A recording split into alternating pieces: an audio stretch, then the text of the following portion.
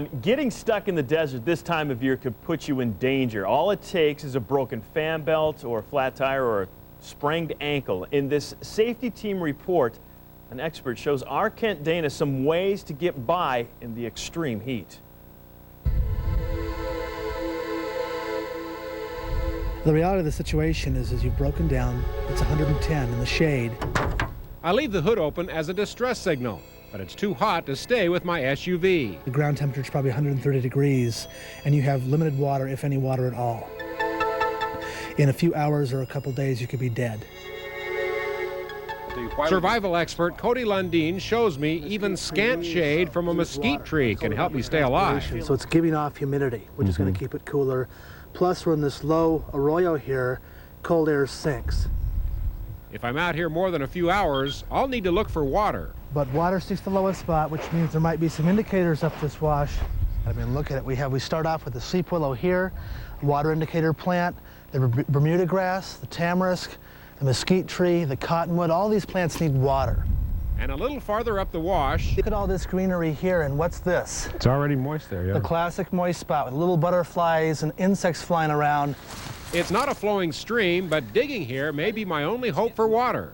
Is it muddy? It's getting muddier. You could take that mud, put it in a bandana or a shirt and wring out the moisture. But stay out of the sun as much as you can and conserve the water in your body. You might need every drop to cool off. Worst case scenario is pee on my clothing. Everyone feels better in a wet t-shirt when it's hot out.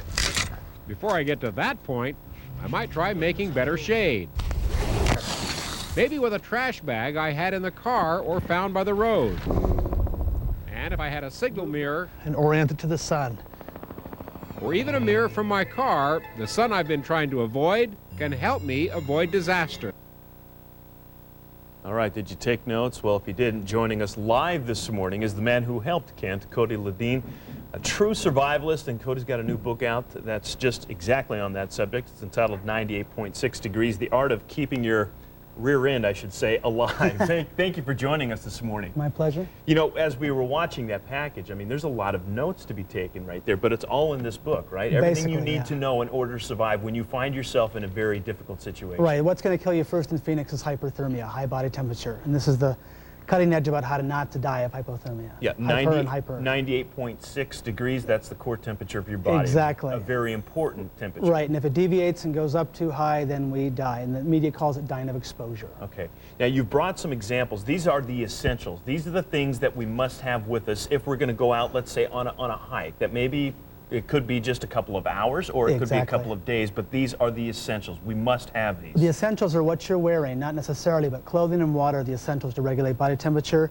This is frosting on the cake, and the way we'll do this is collect water. So there's different ways to do that.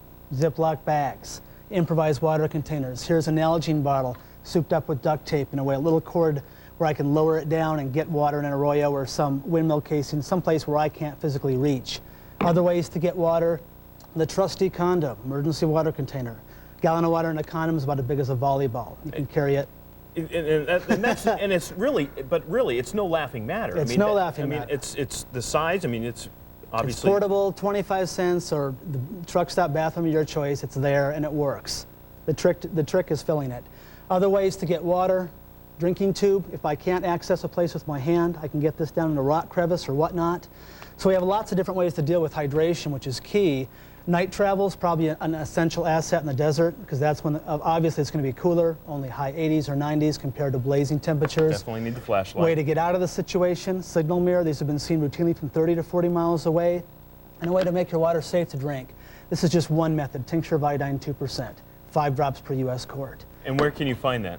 This, any pharmacy, pretty much any drugstore. Maybe a way to make fire. You can also signal with this with night vision. This is a magnesium block, striking insert. Pretty vicious way to get heat very, very quickly if you do need that. Very fascinating. Now, you've obviously been doing this for years and years and years. You're an expert in it. You're traveling to Nova Scotia, doing a topic for the Discovery Channel. Tell us about that. Correct. Well, it's a hopefully a new series on the Discovery Channel, and I'm going to have 4 clients dropped off in the Nova Scotia backwoods. I'll need to help them survive, and search and rescue will rescue them the 3rd day out. We have another segment coming up in the desert, whether it's New Mexico or Arizona, I'm not sure. They should both air sometime this autumn on the Discovery Channel. Fascinating. Cody Lundin, thank you so much for joining us. His book is called 98.6 Degrees, The Art of Keeping Your rear end alive, and you can pick it up at any local store. Some very valuable information. Cody, thank you so much. Thank you very much. Appreciate it.